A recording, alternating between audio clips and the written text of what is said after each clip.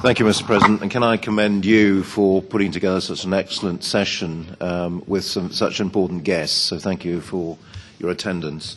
The first question I was going to ask Mr. Bell was about the use of these missiles. Do you regard Iran as being the main threat in terms of, the number one threat to Europe and the US in terms of the launch of missiles? And given the WikiLeaks, unfortunate WikiLeaks exposures, is this, the emphasis on missile defense, actually an alternative to the kind of military action against Iran that has been clearly demanded by Middle East states, such as the Saudis, as we note, and also threatened by Israel? I mean, is this a counterbalancing policy in terms of, alternative to doing something about Iran directly? The second question really referred to what the ambassador was saying. Is this missile defense system capable of being used against the Russians, against Russian missiles, or will there be actual technical? Excuse me, do you mind? Thank you. Could the defense system be used against Russian missiles, or are there technical reasons why this system could not be used against Russian missiles? I mean, the ambassador is on record talking about why do NATO gamekeepers invite the Russian bear to go hunting rabbits when they have bear hunting rifles in one of your asides, an online post, I believe. Can this system actually be used against Russian missiles, or is actually that a bit of a fallacy? I mean, is it really only limited to the sort of lower quality missiles that Iran might fire? Thank you. Merci. Ambassador, I'll also be handing the floor to Mr. Bell a little later. So that because there was a question addressed to him directly. Первый вопрос был задан вообще больше все-таки. Thank you very much. Well, I think the first question was actually addressed to Mr. Bell about the caliber of these rifles, hunting rifles, whether they were bear hunting rifles or rabbit hunting rifles. And I would say that it is extremely dangerous to try and take a shot at a rabbit with a large caliber rifle. I have hunted myself, and I've done this, and there wasn't very much of the rabbit left, so I wasn't able to take much home with me after that particular hunt. So this is a highly important question. It's a question of principle as well. Obviously, we agree that we have to cooperate in those areas of common interest. But I'm not hiding anything. I'm being completely frank, very open. There are very many people in Russia who believe that this is just a pretext, that Iran is being taken as a pretext to install a missile defense system on the borders with Russia. Maybe this is a bit of a phobia. Our American colleagues are ensuring us that this is a technical system. Okay, yes. We take your word for this. But we also believe that as far as we're concerned, the best thing would be to have properly organized cooperation. And in that way, we would be ensured that the system is not going to threaten the defense of our country. This is our approach. It's our logic, if you will. We see that the system, in technical and geographical terms, economic and financial terms, obviously has to be designed in such a way that it can counter the real threats and risks that exist. That's the first point. Secondly, if you take a look at the missile interceptors, the systems that exist at the moment, these are not so much for air or based missiles, air-launched missiles. These are specific systems that can take a look at certain objectives on land and intercept missiles from an enemy territory. And they are so detailed that they will be able to come through one of the windows in this meeting room without necessarily destroying the rest. So there's that aspect. Moving on to Iran, we do not like the fact that there is a country that wishes to avail itself of weapons of mass destruction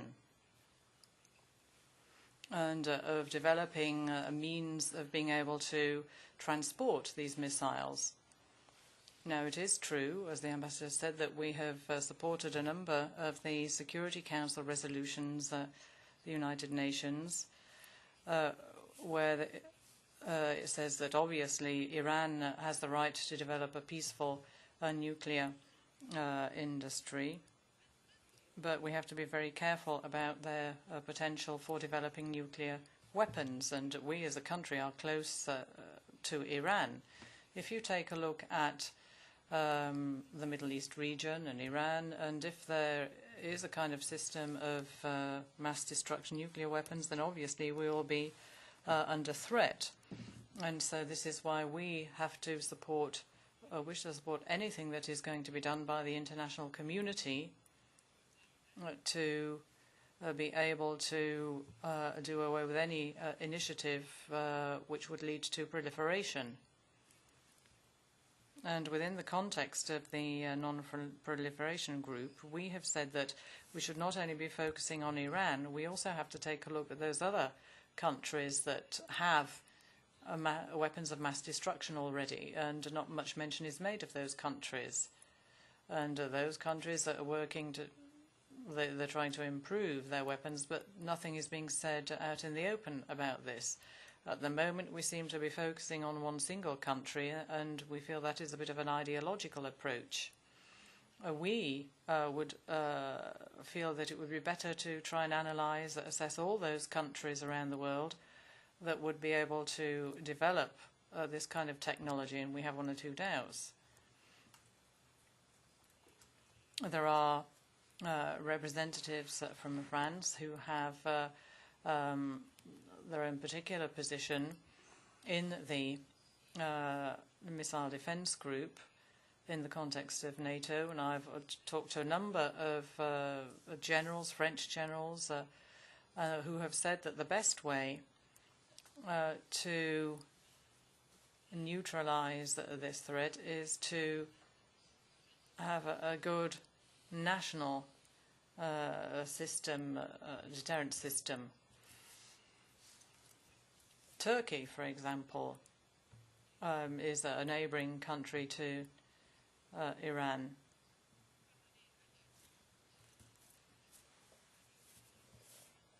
And obviously they have to maintain some form of relations where they're not using the language of threat. So we think that the best thing is to not beat around the bush, to put the question directly to the country, ask what their fears are, who they feel is a direct threat to them, so that one can provide the right kind of guarantee that that country is not going to then become embroiled in an arms race.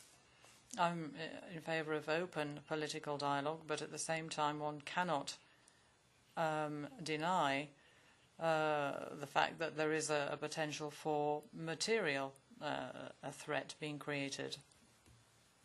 So just a couple of minutes, if you wouldn't mind, particularly on Iran, if you wouldn't mind, sir. Yes, I will be brief, Mr. Chairman. It is the fact that the United States views Iran as the principal missile threat in terms of NATO security. Just quoting the Vice President's op-ed from last week that I referenced earlier, Vice President Biden said, the ballistic missile threat to our allies, partners, and deployed forces is real and growing, particularly from Iran. Of course, it's not just the United States that has serious concern about Iran's unwillingness to meet the requirements of the IAEA in terms of full disclosure of its past nuclear programs. or serious concerns about the increasing range of ballistic missiles being tested by the Iranian state. I don't need to remind this audience of the UN Security Council resolutions and what's driving that, or the diplomacy that's been led, in fact, by the EU to try to bring us to a peaceful reconciliation in terms of these issues.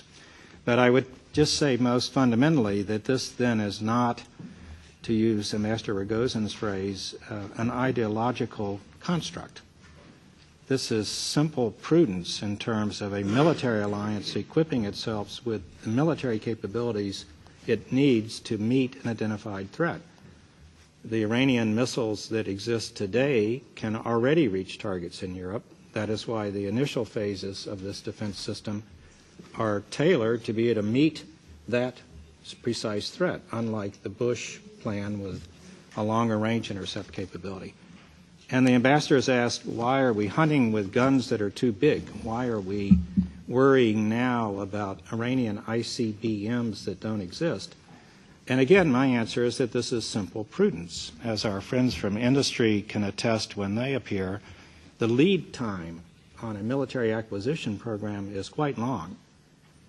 2010 is the earliest, if these development programs go well, that this system will have a capability against ICBMs. That's 10 years from now. The projections about when Iran can acquire intercontinental ballistic missile range systems, given the current trend they're on, those projections arrive before 2010.